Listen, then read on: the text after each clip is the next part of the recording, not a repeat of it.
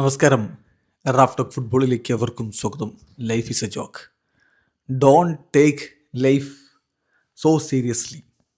Neymar ജൂനിയറുടെ വാക്കുകൾ വലിയ രൂപത്തിലുള്ള വിവാദം ബ്രസീലിലെ സാന്റോസ് ആരാധകർക്കിടയിൽ ഉണ്ടാക്കിയിരിക്കുകയാണ്. അതായത് ഇപ്പോൾ കഴിഞ്ഞ ദിവസത്തെ സാന്റോസിൻ്റെ കോപ്പ സുഡാമേരിക്കാന മത്സരത്തിൽ നെയ്മർ ജൂനിയർ ഉണ്ടായിരുന്നില്ല. അദ്ദേഹത്തിന് വിശ്രമം അനുവദിച്ചതാണ്. എന്നിട്ട് നെയ്മർ ടീമിൻ്റെ കളിയുള്ള സമയത്ത് അപ്പുറത്ത് പോക്കർ ടൂർണമെൻറ്റിൽ പങ്കെടുക്കാൻ പോയി.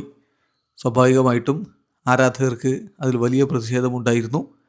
അതിനെക്കുറിച്ച് അവരുടെ പ്രതികരണവും കാര്യങ്ങളും ഒക്കെ മാധ്യമങ്ങളിൽ വന്നുകൊണ്ടിരിക്കവേ നെയ്മർ ജൂനിയർ പോക്കറിലെ ആ ചിത്രങ്ങൾ വെച്ചുകൊണ്ട് തന്നെ പ്രതികരിച്ചു.